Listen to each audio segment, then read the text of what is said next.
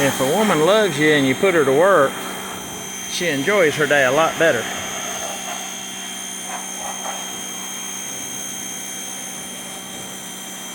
.440 International baler.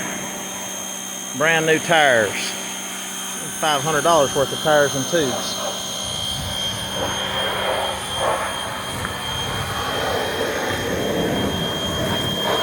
And they're Carlisle's, so they're good tires and tubes.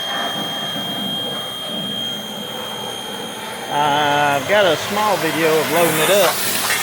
Woo! Got my phone wet. But look at it. Put her to work.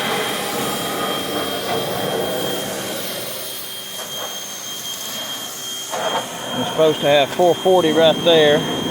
And on the back, I'm sure it's supposed to on the other side too. Little bitty pressure washer, it's just knocking the loose paint off. It's got an IH logo here on both sides right there. And it's got a caution there and some other stuff. Been painted twice. When it was new, it was repainted and sold. That's when my buddy and his dad bought it, I guess. We'll get her painted and cleaned up. Appreciate it.